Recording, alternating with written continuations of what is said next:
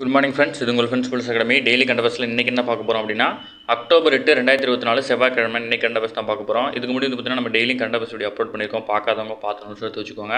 அது மட்டும் இல்லாமல் நம்ம சேனல் சப்ஸ்கிரைப் பண்ணுங்கள், சப்போர்ட் பண்ணுங்கள், முடிஞ்சவங்க ஃப்ரெண்ட்ஸ்லாம் ஷேர் பண்ணுங்கள். நம்மளோட ஃப்ரெண்ட்ஸ் போலீஸ் அகாடமி அப்படின்ற டெலிகிராம் சேனலில் ஜாயின் பண்ணிக்கோங்க. இம்பார்ட்டன்ட் அப்டேட்ஸ்லாம் உங்களுக்கு அதில் உடனே கிடைக்கும். அது மட்டும் இல்லாமல் இப்போ 2025 TNUSRB பிசிக்கான டெஸ்ட் பேட்ச் வந்து நம்ம ஸ்டார்ட் பண்ண போகிறோம். நம்ம டெலிகிராம் சேனலில் ஜாயின் பண்ணிக்கோங்க. அப்டேட்ஸ்லாம் அதில் தான் வரும்.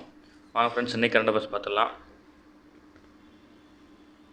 அடுத்தது, மாலத்தீவுடைய அதிபரான முகமது முயிஸ் வந்து பார்த்திங்கன்னா 5 நாள் அரசுமுறை பயணமாக வந்து பார்த்திங்கன்னா இந்தியா வந்திருக்காரு. அப்போ வந்து பார்த்திங்கன்னா மாலத்தீவுக்கும் இந்தியாவுக்கும் இடையே ஏற்பட்ட ஒப்பந்தங்கள் பற்றி தான் பார்க்க போகிறோம்.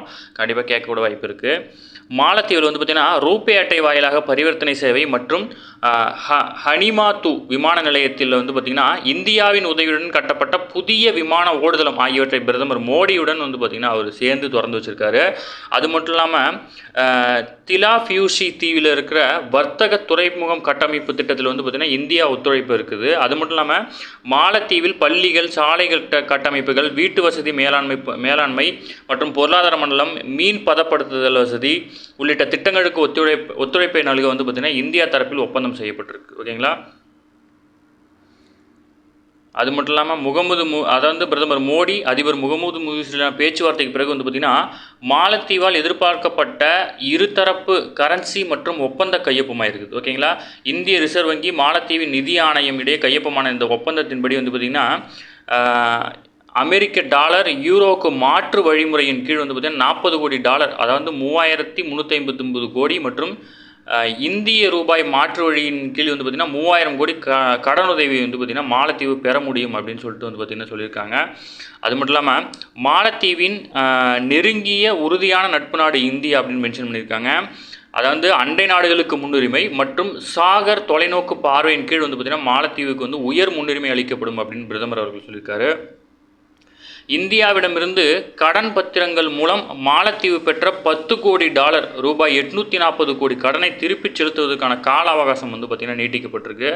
அது மட்டும் இல்லாமல் இந்திய ஏற்றுமதி இறக்குமதி வங்கியான எக்ஸிம் வங்கியினுடைய கடன் வசதியின் கீழ் கட்டப்பட்ட 700 வீடுகளை மாலத்தீவிடம் வந்து பார்த்திங்கன்னா இந்தியா ஒப்படைச்சிருக்கு. அந்நாட்டில் 28 தீவுகளில் வந்து பார்த்திங்கன்னா இந்தியாவின் உதவியுடன் குடிநீர் மற்றும் கழிவுநீர் குழாய் திட்டம் வந்து பார்த்திங்கன்னா நிறைவேற்றப்பட்டிருக்கு. ஓகேங்களா? மேலும் 6 தீவுகளில் வந்து பார்த்திங்கன்னா பணிகள் நடைபெற்றிருக்கு. அது மட்டும் இல்லாமல் மாலத்தீவினுடைய அட்டு நகரில் வந்து பார்த்திங்கன்னா இந்திய தூதரகத்தையும் இந்தியாவினுடைய பெங்களூரில் மாலத்தீவினுடைய துணை தூதரகத்தையும் வந்து பார்த்திங்கன்னா நிறுவ இருக்கிறாங்க. ஓகேங்களா? எல்லாமே முக்கியம்தான், எல்லாத்தையுமே நோட் பண்ணிக்கோங்க. அடுத்து, சென்னையில் விமான சாகச நிகழ்ச்சியை காண வந்து உயிரிழந்த 5 பேரின் குடும்பங்களுக்கு தலா 5 லட்சம் நிதியுதவி வழங்கப்படும் அப்படின்னு சொல்லிட்டு வந்து பார்த்திங்கன்னா முதல்வர் அவர்கள் தெரிவிச்சிருக்காரு. ஓகேங்களா? அடுத்து, நோபல் பரிசு நம்ம நேற்றே நம்ம குரூப்பில் ஷேர் பண்ணிட்டோம். அதனால் அதை பற்றி கம்ப்ளீட்டாக பார்த்தாகணும். அதாவது பார்த்திங்கன்னா மருத்துவத்திற்கான நோபல் பரிசு அமெரிக்காவைச் சேர்ந்த விக்டர் ஆம்ப்ரோஸ் மற்றும் கேரி ருக்குன் ஆகிய இருவருக்கு வந்து பார்த்திங்கன்னா அறிவிக்கப்பட்டிருக்கு. மனித உடலில் மரபணு செயல்பாடுகள் எவ்வாறு கட்டுப்படுத்தப்படுகின்றன என்பதை ஆராய்வதற்கு அடிப்படையான மைக்ரோ RNA என்ற மூலக்கூறை கண்டுபிடித்ததற்காக இவங்களுக்கு வந்து பார்த்திங்கன்னா இந்த பரிசு வழங்கப்பட்டிருக்கு. இவர்களுக்கு நோபல் பரிசு தொகையை 8.91 கோடி வந்து பார்த்திங்கன்னா ரொக்க பரிசு வழங்கப்பட்டிருக்கு. ஓகேங்களா? கடந்த ஆண்டு கரோனா பாதிப்புக்கு எதிராக பயனுள்ள mRNA, அதாவது மைக்ரோ ரிபோ நியூக்ளிக் அமிலம் அப்படின்ற தடுப்பூசியை உருவாக்கியதற்காக ஹங்கேரியாவைச் சேர்ந்த சாகன் பல்கலைக்கழக பேராசிரியர் கேட்டலின் கரிகோ மற்றும் அமெரிக்காவின் பென்சில்வேனியா பல்கலைக்கழக பேராசிரியரான ட்ரூ வீஸ்மேன் இவங்க 2 பேருக்கு வந்து பார்த்திங்கன்னா மருத்துவத்திற்கான நோபல் பரிசு வந்து பார்த்திங்கன்னா சென்ற ஆண்டு கொடுத்துருந்தாங்க. ஓகேங்களா? மற்றபடி அவங்கள பற்றி டீட்டெயில் கொடுத்துருக்காங்க, இது நம்ம கேட்க தேவையில்லை. அடுத்து, ஒவ்வொரு ஆண்டும் மருத்துவம், இயற்பியல், வேதியியல், பொருளாதாரம், அமைதி, இலக்கியம் ஆகிய 6 துறைகளில் சிறந்த சாதனை படைத்தவர்களுக்கு மட்டும்தான் உலக அளவில் உயரிய நோபல் பரிசு வழங்கி கௌரவிக்கப்படுது. ஓகேங்களா? இந்த 6 துறையில் மட்டும்தான். இதுதான் முக்கியமான கொஸ்டின். TNUSRB இந்த மாதிரி கேட்கறதுக்கு வாய்ப்பு இருக்குது. அடுத்து வந்து பார்த்திங்கன்னா ஆல்பர்ட் நோபலின் நினைவாக வந்து பார்த்திங்கன்னா டிசம்பர் 10ஆம் தேதி வந்து பார்த்திங்கன்னா ஸ்டாக்ஹோமில் நடைபெற்றும் விழாவில் வந்து பார்த்திங்கன்னா இந்த விருது வழங்க இருக்கிறாங்க. ஓகேங்களா? அடுத்து வந்து பார்த்திங்கன்னா வலி மற்றும் காய்ச்சல் நிவாரணத்துக்காக பயன்படுத்தப்படும் நிமசலைட் அப்படின்ற மருந்தை வந்து பார்த்திங்கன்னா 12 வயதுக்குட்பட்ட சிறார்களுக்கு வழங்கக்கூடாது அப்படின்னு சொல்லிட்டு வந்து பார்த்திங்கன்னா தமிழக அரசு எச்சரிக்கை விடுத்திருக்காங்க. கால்வலி, மூட்டு வலி, காது, மூக்கு, தொண்டை வலி, தீவிர காய்ச்சல் மற்றும் உடல் வலிக்கு வந்து பார்த்திங்கன்னா இந்த நெமசலைட் அப்படின்ற மருந்து வந்து பயன்படுத்தப்படுகிறது. இந்த அதாவது பார்த்திங்கன்னா இந்த மருந்து வந்து பார்த்திங்கன்னா அமெரிக்கா, சுவிட்சர்லாந்து, ஸ்பெயின் உள்ளிட்ட நாடுகள் வந்து பார்த்திங்கன்னா 20 ஆண்டுகளுக்கு முன்னாடியே வந்து பார்த்திங்கன்னா தடை செய்யப்பட்டிருக்கு. ஓகேங்களா. ஆனால் இந்தியாவில் வந்து பார்த்திங்கன்னா இந்த மருந்துக்கு சில கட்டுப்பாடுகள் விதிக்கப்பட்டிருக்கு, தடை செய்யப்படலை. அதனால் வந்து 12 வயது கீழே உள்ள குழந்தைகளுக்கு வந்து பார்த்திங்கன்னா வழங்கக்கூடாது அப்படின்னு சொல்லியிருக்காங்க. நிமசலைட் அப்படின்றத ஞாபகம் வச்சுக்கோங்க.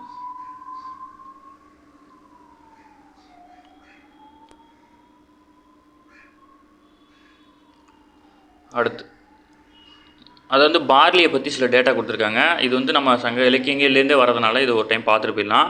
உலகளவில் தானியங்கள் கோதுமை, அரிசி, மக்காச்சோளத்துக்கு பின் உற்பத்தியில் 4வது இடத்தை வகிக்கிறது வந்து பார்த்திங்கன்னா பார்லி தான். ஓகேங்களா. பார்லி தோன்றிய இடம் வந்து பார்த்திங்கன்னா ஃபெர்டைல் கிரசென்ட் அல்லது வளமான பிறை அப்படின்னு அழைக்கப்படுற இன்றைய இஸ்ரேலேருந்து துருக்கி வரை இந்த மத்திய தரைக்கடல் பகுதியில் தான் வந்து பார்த்திங்கன்னா அது உருவாயிருக்கு.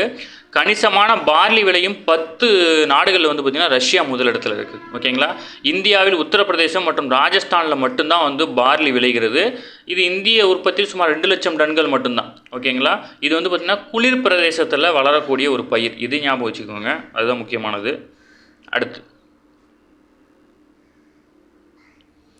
வந்து பார்த்திங்கன்னா மக்களை தேடி மருத்துவம் திட்டத்துக்கு வந்து பார்த்திங்கன்னா ஐநாவுடைய விருது வந்து கிடச்சிருக்கு. தமிழகத்தில் செயல்படுத்தப்படும் மக்களை தேடி மருத்துவம் திட்டம் வந்து பார்த்திங்கன்னா ஐநா அமைப்பு வந்து பார்த்திங்கன்னா விருது அறிவிச்சிருக்கு. ஓகேங்களா.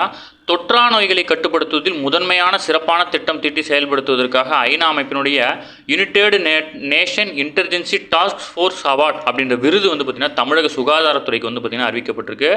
மக்களை தேடி மருத்துவம் திட்டம் செயல்படுத்தியதற்காக கடந்த 25ஆம் தேதி அமெரிக்காவில் உள்ள நியூயார்க் நகரில் நடைபெற்ற 79வது ஐக்கிய நாடுகள் பொதுச்சபையில் இந்த விருது வந்து பார்த்திங்கன்னா அறிவிக்கப்பட்டிருக்கு. இந்த விருது வந்து பார்த்திங்கன்னா இந்த திட்டம் வந்து பார்த்திங்கன்னா 2021ஆம் ஆண்டு ஆகஸ்ட் 5ஆம் தேதி முதல்வர் அவர்களால் தொடங்கப்பட்ட திட்டம். இந்த விருதுக்கு வந்து பார்த்திங்கன்னா இந்த திட்டத்துக்கு வந்து பார்த்திங்கன்னா ஐநாவுடைய விருது கிடச்சிருக்கு. ஓகேங்களா. முக்கியமான விருது தான், நோட் பண்ணிக்கோங்க.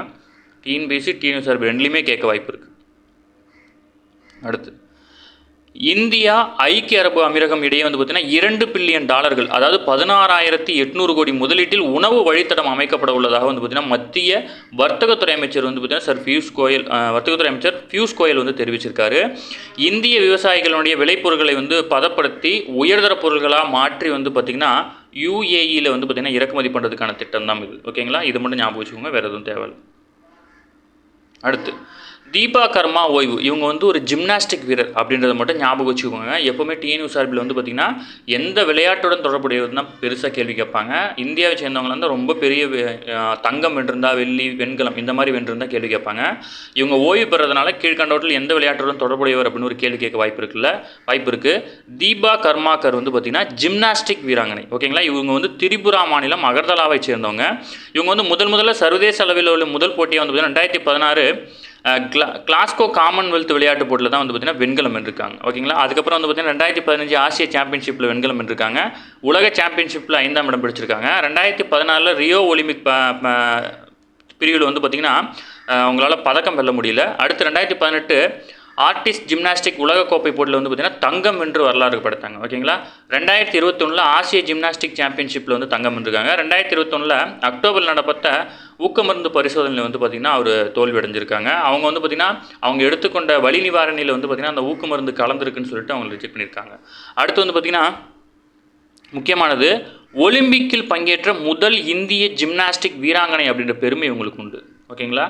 ஒலிம்பிக்கில் பங்கேற்ற முதல் இந்திய ஜிம்னாஸ்டிக் வீராங்கனை அப்படின்ற பெருமை வந்து இவங்கள தான் சாரும். ஓகேங்களா. தீபா கர்மாக்கர் இவங்க வந்து பார்த்திங்கன்னா ஜிம்னாஸ்டிக் விளையாட்டு ஒலிம்பிக்கில் பங்கேற்ற முதல் இந்திய ஜிம்னாஸ்டிக் வீராங்கனை அப்படின்ற பெருமை வந்து இவங்களுக்கு உண்டு. மற்றபடி இதெல்லாம் வந்து டிஎன்பிசியில் விளையாடுகிறது. அடுத்து வந்து பார்த்திங்கன்னா பெருவில் நடைபெற்ற ஜூனியர் உலகக்கோப்பை துப்பாக்கி சுடுதல் சாம்பியன்ஷிப் போட்டில் வந்து பார்த்திங்கன்னா இந்தியா 13 தங்கம், 3 வெள்ளி, 8 வெண்கலம் உட்பட 24 பதக்கங்களுடன் முதலிடத்தில் வந்து பார்த்திங்கன்னா ஆட்டத்தை நிறைவு செஞ்சிருக்கு. இலங்கையுடைய கிரிக்கெட் அணியின் முழுநேர தலைமை பயிற்சியாளராக முன்னாள் கேப்டன் சனத் ஜெயசூர்யா ஓகேங்களா இவர் வந்து நியமிக்கப்பட்டிருக்காரு. 2026 T20 உலகக்கோப்பை வரை வந்து பார்த்திங்கன்னா இவர் தான் வந்து பார்த்திங்கன்னா தலைமை பயிற்சியாளராக இருப்பார். அடுத்து புதிய ஏவுகணை மாதிரி வந்து பார்த்திங்கன்னா விரைவில் அறிமுகம் செய்ய இருக்கிறது இஸ்ரோ. இதில் வந்து பார்த்திங்கன்னா தற்போது வந்து பார்த்திங்கன்னா SSLV, BSLV, LVM-3 ஆகிய ஏவுகணை மூலம் தான் வந்து பார்த்திங்கன்னா நம்ம செயற்கைக்கோளை விண்ணுக்கு செலுத்திட்டு இருக்கோம். இந்நிலையில் வந்து பார்த்திங்கன்னா NGLV என்னும் புதிய ஏவுகணை மேம்பாட்டை வந்து பார்த்திங்கன்னா மத்திய அமைச்சரவை வந்து பார்த்திங்கன்னா உருவாக்குறதுக்கு ஒப்புதல் அளிச்சிருக்காங்க. ஓகேங்களா. இந்தியா சார்பில் விண்வெளி நிலையம் அமைப்பதற்கும் 2040ஆம் ஆண்டுக்குள் இந்திய விண்வெளி வீரர்கள் நிலவில் தரையிறங்குவதற்குமான திறனை வந்து வளர்ப்பதற்கு இது ஒரு குறிப்பிடத்தக்க படியாக இருக்கும் அப்படின்னு சொல்லியிருக்காங்க. ஓகேங்களா, இந்த ஏவுகணை உருவாக்கம் வந்து பார்த்திங்கன்னா இதுக்கெல்லாம் முக்கியமான காரணமாக அமையும் அப்படின்னு சொல்லியிருக்காங்க. இது நம்ம ஆல்ரெடி இந்த நம்ம ஷார்ட்ஸில் இருக்குது, பார்க்காதவங்க ஷார்ட்ஸ் அப்படி ஸ்க்ரோல் பண்ணி பாருங்கள். இப்போ அடுத்து வந்து பார்த்திங்கன்னா NGLV அப்படின்ற ஏவுகணை தான் உருவாக்க இருக்கிறாங்க. அதை மட்டும் ஞாபகம் வச்சுக்கோங்க. அடுத்து பொதுத்துறையைச் சேர்ந்த பரோடா வங்கியினுடைய தங்களுடைய உலகளாவிய விளம்பர தூதராக வந்து பார்த்தீங்கன்னா பிரபல கிரிக்கெட் வீரர் நட்சத்திரமான சச்சின் டெண்டுல்கரை வந்து நியமிச்சிருக்காங்க. ஓகேங்களா, இதுவும் முக்கியமானது தான், நோட் பண்ணிக்கோங்க. அடுத்து சென்னையில் வந்து பார்த்தீங்கன்னா குழந்தைங்க முதல் பெரியவர் வரை அனைவரையும் கையிருக்கும் வகையில் வந்து பார்த்தீங்கன்னா கண்கவர் அம்சங்களுடன் அமைக்கப்பட்ட கலைஞர் நூற்றாண்டு பூங்காவை வந்து பார்த்தீங்கன்னா முதல்வர் மு க ஸ்டாலின் வந்து பார்த்தீங்கன்னா நேற்று திறந்து வச்சிருக்காரு. ஓகேங்களா, டேட்டோட டிஎன்பிசிலாம் டேட்டோட நோட் பண்ணிக்கோங்க, கேட்கறதுக்கு வாய்ப்பு இருக்குது. ஓகே ஃப்ரெண்ட்ஸ், இன்னைக்கு கரண்ட் அஃபேர்ஸ் அவ்வளோதான். இதை தாண்டி அதிகமாக கேட்க வாய்ப்பு இல்லை. டெய்லி கரண்ட் அஃபேர்ஸை டெய்லி பார்த்துருங்க, அப்போ தான் மந்த்லி வீக்லி படிக்கும்போதெல்லாம் உங்களுக்கு ரொம்ப ஈஸியாக இருக்கும். நம்ம சேனலை சப்ஸ்கிரைப் பண்ணுங்கள், சப்போர்ட் பண்ணுங்கள், முடிஞ்சளவு உங்கள் ஃப்ரெண்ட்ஸ் எல்லாம் ஷேர் பண்ணுங்கள். TNUSRB நடத்துகிற 2ஆம் நிலை காவலர் தேர்வுக்கு, அதாவது PC 2025 தேர்வுக்கான டெஸ்ட் பேஜ் வந்து நம்ம கண்டக்ட் பண்ண போகிறோம். நம்மளுடைய டெலகிராம் சேனலில் ஜாயின் பண்ணிக்கோங்க. நாங்கள் ஃபர்தராக அப்டேட்லாம் நாங்கள் அதில் தான் பண்ணுவோம். விருப்பம் உள்ளவங்க ஜாயின் பண்ணிக்கலாம். சரிங்களா, அதேமாதிரி நம்ம கொஷினை தாண்டி கேட்கறதுக்கு வாய்ப்பே இல்லை. சரிங்களா, கம்ப்ளீட்டாக 6லேருந்து 10 வரைக்கும் இருக்குல்ல ஸ்கூல் புக்கில் இருக்கிற எல்லா கொஷினையும் கிட்டத்தட்ட ஒரு 60 டெஸ்ட்டு 6000 கொஷினுக்கு மேலே வந்து நாங்கள் உங்களுக்கு கொடுக்க போகிறோம். அதனால் வந்து பார்த்திங்கன்னா இந்த டெஸ்ட் பேஜ் வந்து கண்டிப்பாக வந்து உங்களுக்கு பயனுள்ளதாக இருக்கும். சரிங்களா friends. Okay friends, thank you friends.